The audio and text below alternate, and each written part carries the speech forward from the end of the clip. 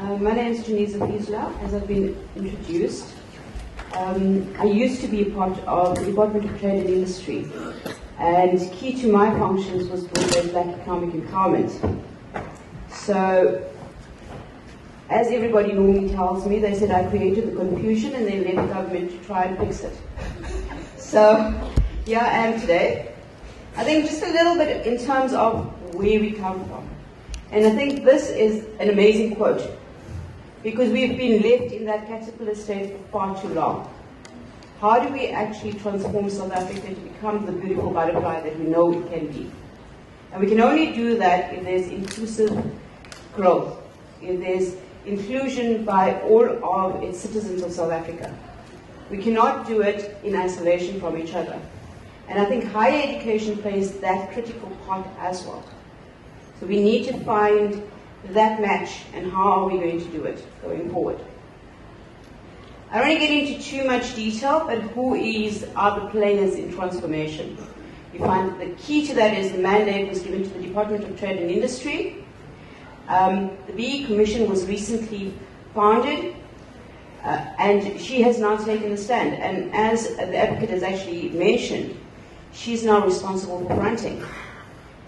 In August of this year, she released a notice where 17 companies, 5 verification agencies are being investigated. So that's out there. So it's no longer that myth that we all look at and say, let's wait and see what happens, government's going to get back to us, eventually we'll find a way. As private sector, we need to find, and as public sector, we have a responsibility now. Previously, the 2007 codes never made provision for public entities to actually do enterprise and supply development, because we never had a base. We always said that, okay, we are governed by, the PFMA, we can't do this, we can't do that, we have to do it within the laws and constructs. Now there's a base for public sector to actually say, how do we actually now transform the economy or assist in transforming the economy?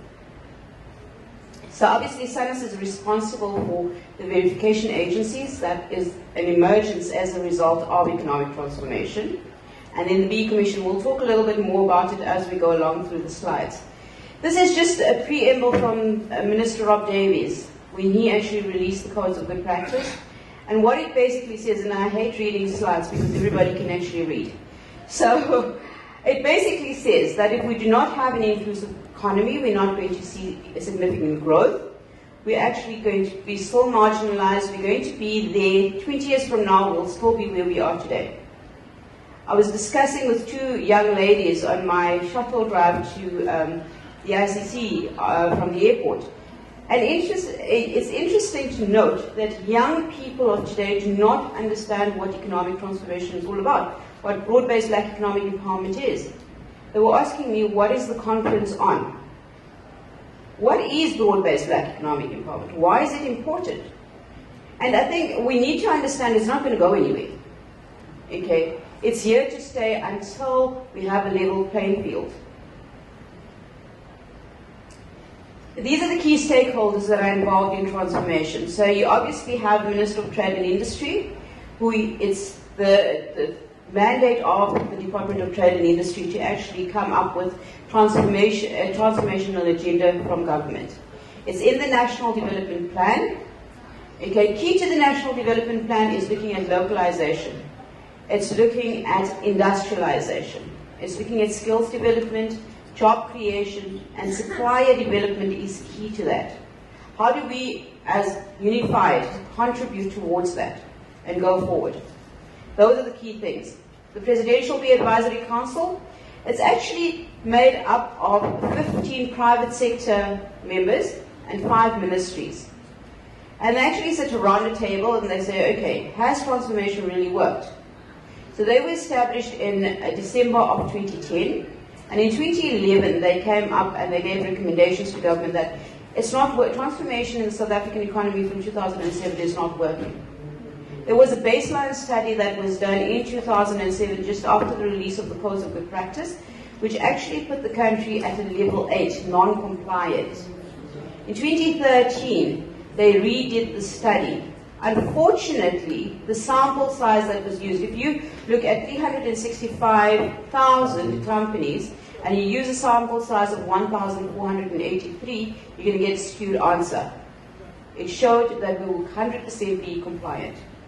Incorrect. And sorry, and then that was one of the challenges. One of the questions I always ask, my students always ask me, is why did we move from within the Companies Act to then move towards moving away from closed corporations and phasing these out? And these were also seen as being vehicles that were actually principally used for front-end, which actually skewed the demographics. We have no real sense of whether or not South Africa, from an economic perspective, was actually transforming. Yeah, and that's where you're actually now going to start seeing how critical transformation is within higher education institutions. The leverage that higher education actually has, because of the dynamics of your sector, you can actually come up with a sector code that says that these are dynamics. And I'll show you, we've done a little bit of research as to how we've seen the scorecard play out for higher education institutions. Okay. But also, because you have a collective buying power, we need to understand, where does that collective buying power come from? Where are we buying our goods and services from? Okay.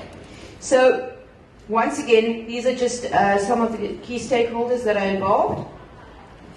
This slide becomes very important, because this is giving us an overview of where we've been, where we're going to, and how we're going to get there. Okay, so key to the 2007 codes was where we actually had your 7 elements. It's now actually 5 elements, but nothing fundamentals changed. So it's not like they've gone and created a totally different element to the scorecard that was previously not there. All they've done is they've actually just gone and merged your management control and your employment equity to make it management control.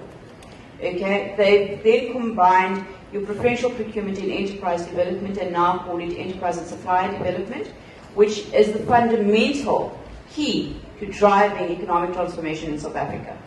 Because if we want sustainability, we need to see how do we start including small businesses into big economic activities. Because those small and medium-sized enterprises are the ones that actually were lost and we're falling through the cracks. And that's exactly what this is trying to actually remedy. Exactly. And I think also if we actually look at research that has actually taken place, South Africa is not the only country that suffers from your small business closed down syndrome.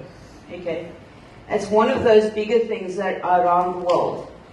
And recently in an article that was actually written, they were talking about it as to how do you sustain a business. You need to ensure that the business is running for a full 3 years. 36 months before it can actually become sustainable. My apologies for interrupting for a second. If anybody who's in this auditorium wanted to be attending the GradNet presentation next door, that's starting now. Apologies. So GradNet is Professor Art Boesenkool from the University of Johannesburg, and they're talking about GradNet as a service, as a one-stop shop for students and graduates, and how the network is facilitating access to technology. So if anybody was planning to be there, please can you leave now, and my apologies to our speakers. Please don't leave.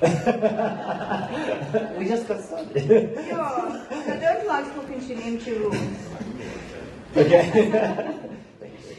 Yeah. So I think what government is trying to actually do, and I've been told that I speak like a government official as well as from a legal perspective, but I have a finance background, so yeah. But the one thing that is key to all of this is that we need to start getting involved.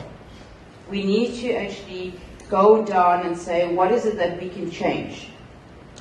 Okay, and that is how we're going to change it, because in this room, nobody is responsible for ownership. So we cannot, even if we wanted to, if it's a public entity, we have to get permission to be able to sell 25%. And I don't think we're ever going to get that to be able to sell 25% of a university. Do we understand how that works? Okay. Yeah. So that is out of the question. So we have 4 elements that we have to work with. Okay. government's done again has gone and made them priority elements. In fact, what that actually means is that if you do not meet a 40% sub minimum on skills development and enterprise and supplier development, your scorecard will go down by 1 level. Okay, and I'll demonstrate that to you because we managed to be able to get 16 scorecards off the website that was public knowledge. So we've got that on the presentation, and we'll actually go through that and see. And this demonstrate. Sorry, and this is not meant to name and shame. But this is meant to illustrate just the gravity of the position that we are all facing. And it's all the same, by the way. Yeah. So there's not one university that's doing 100% better than the next. Okay. I think also a key to all of this is looking at the key provisions that were put into the Act. There were 4 provisions that were put into the Act. Was obviously the establishment of the BBBE Commission, which has taken place. Then you had the verification regulator. Now the verification regulator, the verification industry actually emanated as a result of your BE codes. Okay, people, private sector was saying to government, what is it that you want me to do? How do you want me to transform? What should I be doing? Okay, so the strategy came out in 2003, which then indicated that the Department of Trade and Industry will issue guidelines, which were your codes of good practice. The codes of good practice is basically saying this is how much of economic activity must be in the hands of black people. Okay, the definition of black, and I know that normally everybody says black. What does that mean? Not your color of the color of your skin. It's African, Indian, or colored people that are South African citizens or became South African citizens prior to the interim constitution of 1993. Okay, or that were previously disadvantaged due to the fact that they had to leave the country for whatever reason. Okay, so with all due respect, it is not for foreign nationals that are coming into the country right now. This is a South African policy aimed at sorting out South Africa's problems and fixing South Africa so we are economically viable. So that's what we need to understand. Okay. And so if I can end on that, is that's one of the questions people always ask, but how can we have this if we truly believe in the concept of equality? Constitution section 9 says everyone should be treated equal. The conceptual understanding in the Constitutional Court of what equality means in terms of South Africa, based on the fact that we've had the injustices that we are all patently aware of, means that we have to achieve substantive equality over time. And until that is achieved, this is why these particular programs have to be put into place in order to get us to where we need to be. Ultimately then, things like even affirmative action will ultimately be phased out. They're not meant to be here forever. The Constitutional Court is very clear about that. That is to be phased out once we have achieved substantive equality. And if we actually just look at other examples around the world, okay, we go to Malaysia. What Malaysia did was they actually took a particular element from the code and they said, okay, we're going to skill the nation. 30 years down the line, they've skilled the nation. They've removed that now and said, okay, we now need to create entrepreneurs. Malaysia's drive is to create an entrepreneurial environment in Malaysia at the moment. I just came back from Dar es Salaam at the International Business Conference. And if you actually go to Zanzibar, you'll see that the Department of Tourism, powered by the state, has actually literally educated so many of its citizens that they actually are all personalized tour guides. They've literally created their own industry and people that are truly proud of their heritage and their history and have empowered people in that particular economy. So it can be done. It's not impossible. It's just how do we get to do it? And that is where we all come in, I think. So we need to also... Oh, sorry, my thing. No, I'm just talking to trumping. The key thing that Shuaib mentioned, I want to talk about trumping because it becomes very critical. Okay, so where there's a piece of legislation or policy that does not talk about broad-based black economic empowerment or economic transformation, the BE Act will trump that provision. So within higher education, if there are policies that do not talk to economic transformation or broad-based black economic empowerment, those provisions will be undermined. Okay, and the B8 Act will take provision over all of that. So we need to be very, very aware of it, that is something that's going to come. Also, another key thing is in the Commission, and the advocate actually mentioned that as well, was to say that the Commission, you need to now start reporting on an annual basis. The results of broad-based black economic empowerment will have to be in the annual report. And these results must be submitted to the B Commission and to the Minister of Trade and Industry, who will report on a regular basis to Cabinet on these results. So in actual fact, whether you're in private sector or public sector, everybody is responsible for economic transformation. I was listening to an extract from the previous Minister of Higher Education. We actually said that we need to find the mechanism of how do we educate those living in rural and underdeveloped communities. And we can do that through the actual codes of good practice. Okay, these are the results that we've actually picked up. Okay, and this was scored under the 2013 codes by higher education departments. You will be getting the slides. Okay, so you will get copies of the slides. Okay, it's not to actually say, you know what, that you're doing bad or you're not doing bad. One of the things that we picked up is that a lot of the ESD scores are quite high, because even if we go to the next page, you will see that the scores are quite high. And we start wondering, how did this actually happen? When universities were actually, I see, Rhodes University was at level 4, but under the old codes. They did not bother to get scored again, you see. Example, typical example. They did not bother to get scored again. So they're waiting to see what's going to happen next. So this is one of the issues that we raised at the Transformation Summit. Yeah. So these are the types of things that we actually need to say. So everybody's in the same boat. How do we fix it? Where do we go from here?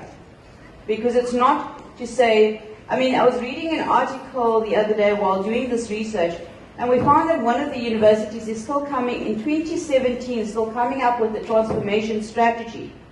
You start asking yourself a question. What were you doing for 17 years? Okay.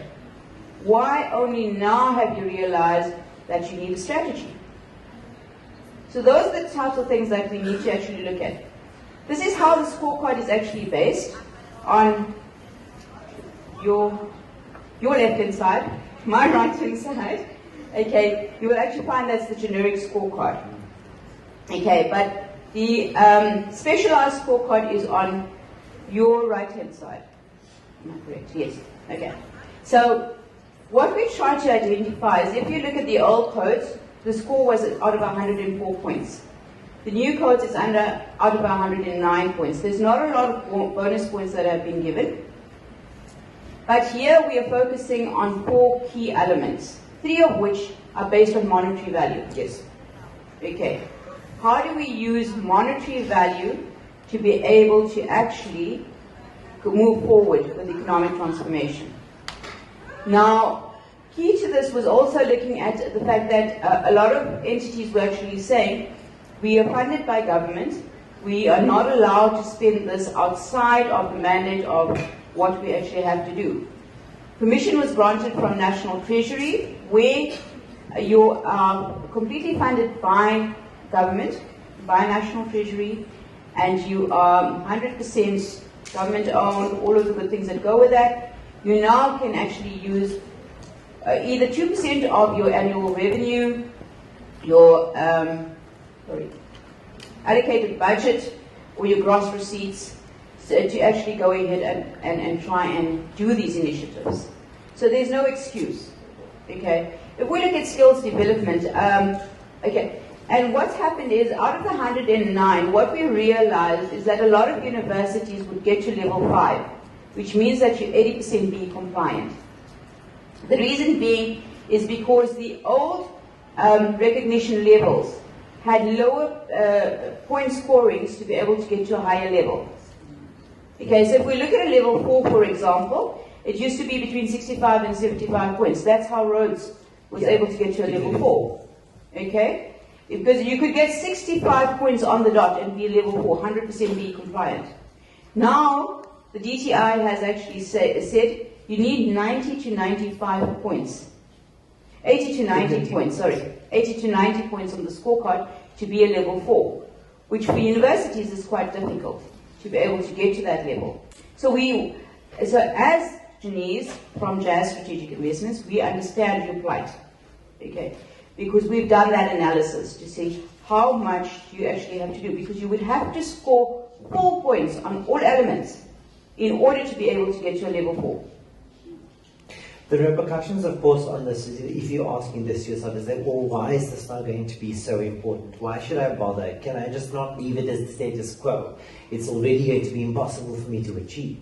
As I said earlier, and Janeez and I had a discussion about it, is that the ultimate consequence of this, when it comes to the Department of Trade and Industry and how we are ultimately going to be sanctioned, is that when it comes to the sourcing of funds coming from Treasury, is that how much we are allocated as higher institutions will actually start to diminish even further. Yes, and that becomes a very big problem because, typical example, if somebody said to you that if you did not find a black supplier or you did not procure from black suppliers, your university would be closed down, what would you do? You would go out and find that because you realize, I will not have a job. Okay, so you can do it. One of our clients actually said that to their people. They said, if I told you tomorrow that this company would close down if we did not find black suppliers, what would you do? The lady turned around and said, I'd go out and find that. They said, so why aren't you doing it now? What's the problem? So that's the mindset. We have to change the mindset of how we think. And I think with higher education it's more difficult but all we do is we actually teach. We're academics. We don't do anything else. It's not our job to actually go and find black suppliers and all of the things. But you utilize a lot of resources through procurement.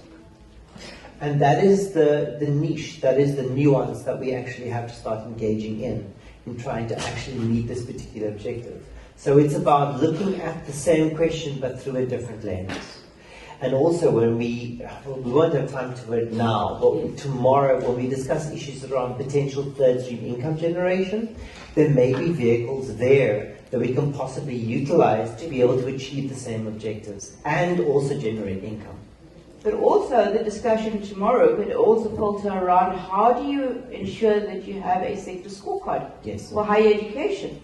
If that is a need, and there's an ability for us to be able to draft that scorecard for higher education, where we put in prescripts that are, that work towards the income generation for your institutions and your industry, and is actually builds your industry further without actually overburdening it. Those are the areas that we need to look at. Okay, these are just some tips on how you can improve your BE scorecard. Okay.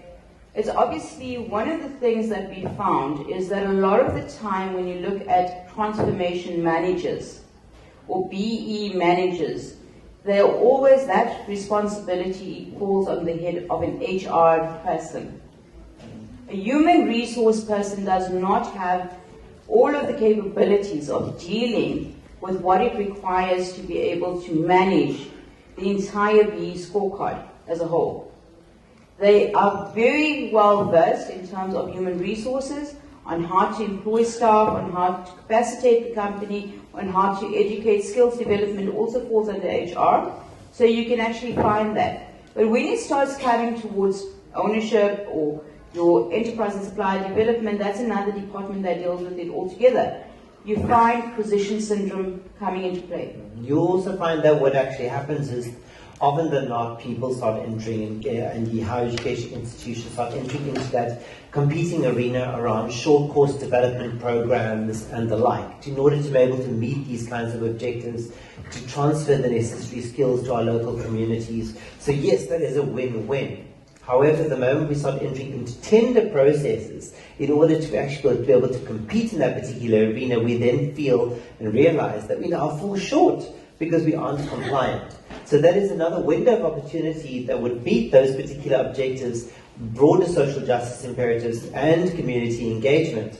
But we are literally blocked from that. So we need to start looking at how we open that particular door tomorrow. Yes, and I think it's also important for you to engage PERCO. Because you need to understand how compliant is PERCO. Because one of the things is, because you have that collective buying power, right, what happens is that your procurement spend goes to PERCO, right? If PERCO is non-compliant, your point scoring on your scorecard under preferential procurement is very low. So we actually go back to this particular slide, right? So for every rand that you actually use, it gives you some kind of recognition on your preferential procurement scorecard. So it says that if I've used 10 rand with PERCO, but they're level 8 contributor, it means that they are only 10% B compliant. So only 10 cents out of that 10 rand that 1 rand out of the 10 rand that I've used can be calculated at B spend, which then diminishes your points on your scorecard.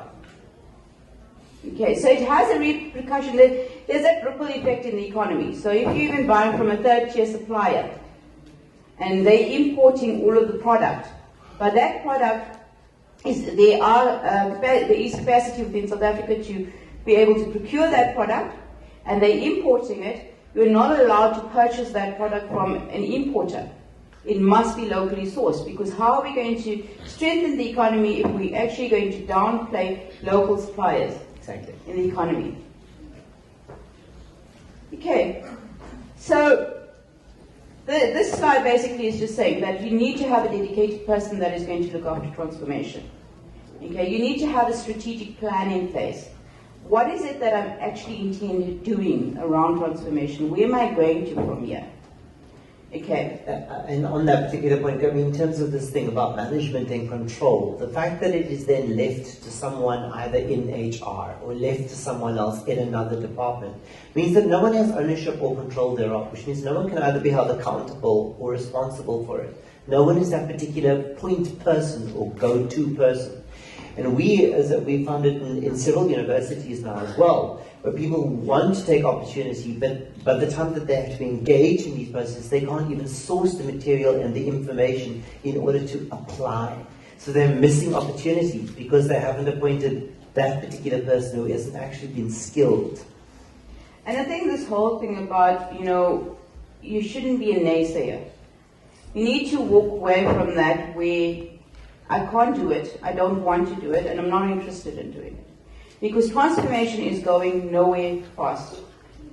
Okay? It's not, until we do not have a level playing field, it's not going to go anywhere. We're still going to be there. The one thing that is very interesting is that this very same policy, it has actually been adopted in Canada, in Australia, Zambia, Tanzania has adopted this policy. Zimbabwe has adopted this very same policy. The difference between the South African policy and the policy in those countries is that it is actually primary legislation, which means that if you don't do it, there's penalties. In our country, it's secondary legislation, so do it if you want. If you have an obligation to government, you have to do it because you need to get a good score on your scorecard in order to be able to actively participate with government, or be able to get contracts from government and all of the good things.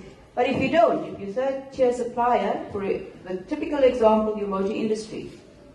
Your motor industry says, I don't deal directly with government, I deal with government employees. Okay, and they don't care. If they want a car, they come in to buy it from me. And if they don't, somebody else is there to buy it. So I don't need to transform. But they're realizing now that government's putting a stall on, and they're creating industrialization capacity in South Africa. So the whole Black Industrialist program that was launched in 2015 by the Deputy Minister of Trade and Industry was actually to say that how do we reinvest in our manufacturing industry in South Africa?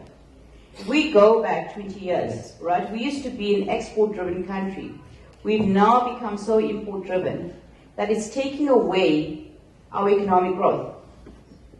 We actually, what we're doing is we're taking our mineral resources, we're sending it across the borders, and it's coming back at a premium as a finished product. Back into South Africa. Exactly. So we're paying that premium.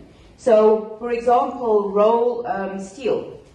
The Minister of Trade and Industry has now put a moratorium on that and says you're not allowed to import that because we are the producers of the steel. Why aren't we beneficiating? So those types of things, we need to see now how are we actually going to collectively be able to contribute towards this economic growth. Okay. So these slides will be given to you. It's just basically to demonstrate how you can improve your BE score. What I want to do is just talk a little bit in terms of skills development. 2007 codes actually had 3% of your total payroll or your leviable amount that was to put towards skills development training of black staff members within your organization. Government has now opened that up. It's now 6%.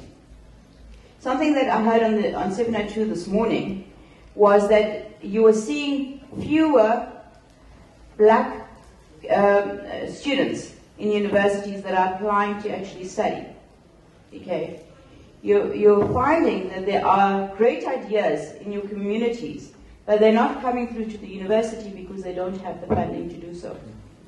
Okay, you can use part of that 6% on bursaries, on learnerships, on internships to say how do we bring those underdeveloped and rural communities, the students from those communities into the bigger mainstream of the economy. And that's something which we haven't tapped into fully. We haven't fully realized that this is an opportunity again, and government has actually given us an opportunity. They're actually making it a possibility for us to be able to achieve those objectives. Exactly. And then if we're going on now to enterprise and supply development, which is key to everything, and I think, so in a nutshell, enterprise and supply development. And sorry, we have time constraints, so I'm going to do it in a nutshell, like I always like to do. Because I talk a lot, by the way. So, in a nutshell, I talk too much. I have a problem. I have verbal diarrhea, so please forgive me. But in a nutshell, enterprise and supply development is a combination of provincial procurement, enterprise development, and supply development. So all that the DTI has done is actually taken your enterprise development from 2007 and has actually split it into 1% towards enterprise development initiatives and 2% to supply development initiatives. And once again, because there's collective buying power under provincial procurement, we need to look at your base, your supplier database, and say, what are the products and services that we are buying? Who are we buying it from? Is there a possibility that we can migrate our spend or even share the spend from certain monopolistic suppliers? Okay? So this is where PERCO needs to get involved with the universities. Procurement people from the universities need to come together in a room and say, let's do an analysis of how much do we spend on each of the suppliers, on each of the products that we actually require within the university framework. I would, however, also just caution, and this, we don't have time for this, unfortunately, but also just to be aware of anti-competitive legislation and anti-competitive behavior, because you rightly mentioned the issue around monopolies. Yes. And so we don't want universities to actually fall foul of the competition legislation. But that is something else which you would have to also educate yourself about as a separate arena over and above, because there is an overlap. Because it's also what happens within government departments is that we have long-term contracts. Okay, so we take out a 30-year contract with a travel agency. Okay, and this 30-year contract is running and we cannot do anything about it because it's a signed agreement and we have to, go forth with our obligation to this particular supplier, all of the good things. So you can't change. But you can reduce how much you spend with them, because the contracts do not specify the amount of money that you're going to be spending with them. So we have, for example, a typical example, DHL. Famous brand, excellent service, smaller logistic companies are being falling apart because of the fact that they're not getting business. Okay? So what you do is you divide your spend. you see, they can do regions as opposed to nationally. So that is how we need to start thinking around how do we then take supplier development and make it more positive and create these small entities so that we can get that level playing field again. Okay, I think, yeah. I've got 3 minutes left. I want to take you to something very important. Okay, this is the Enterprise and Supply Development Scorecard. You will get this presentation, and tomorrow we are having a workshop. Yeah, so it's a 2-hour session, if I'm not mistaken. So please, we can engage then. But this is how you actually can put a Enterprise and Supply Development Plan together. Okay, you need to set out your preamble. What is it that I want to achieve out of transformation? What is it that I want to achieve from Enterprise and Supply Development? Okay, determine your objectives. And then design the ESD program or your framework to actually suit your need as an organization. Whether it be collective through PERCO, or it actually be through each university themselves. And also think local, because that is what the Yes. Department of Trade and Industry is really looking for. How much of what it is that you're doing, how much of your spend is literally done in the communities around you before going outside? And we're not talking about, the little things like your stationery, your toilet paper, your catering. We're not talking about that. We're talking about your productive spend that you actually have, because there should be in each region. Okay, there must be suppliers that can actually provide that. This is where, once again, you need to sit around the table and say, okay, how do we do regional spend, as opposed to, we still pool our money together and we get the best rates, but then we also, for certain goods and services, we can actually do it locally. Because if we don't do this, we're not going to create economic transformation in underdeveloped and rural communities. Okay, we were talking at the mining in Durban a couple of weeks ago, and one of the things that we were saying, where there are actual mines, why are you not starting up economic activity in those areas? Because that's where you would be able to get sustainability. You would actually be able to then create an economic hub in that particular area. People become more self-sustainable. They don't depend on government grants anymore. You don't actually have poverty. Poverty is then obviously eliminated from that community, because now there's something for them to do. Auto-budgetizing with our National Development Plan, auto-budgetizing with our African strategic objectives. So once again, it's just about aligning our strategies so that we are thinking in terms of those goals. Exactly. And then obviously you implement your ESD plan. And then key to that is forecasting your desired outcomes. Now, your enterprise and supply development spend is obviously from your previous year. So it's not in that same year. So you say, I don't know how much National Treasury is giving me this year. But we're not saying to you use what they're giving you this year. What have they given you last year? Take 2% of that, and that is what you're going to spend for this year. Okay. Under management control, although it's not a priority element, depends on the hierarchy within the university. Okay. Who are your board members? Okay. And in each of these things, there's a very prominent aspect of women development. So from management control, skills development, right up to ESD and socioeconomic development, there are those elements of women development. I think we're almost out of time. I think that's perhaps our challenge going forward from this room, is that when we take it back, we have to take it back to our Senate subcommittees, we have to take it back to Senate, we have to take it back to Council, we have to take it to faculty boards, but this is something we can all collectively work on.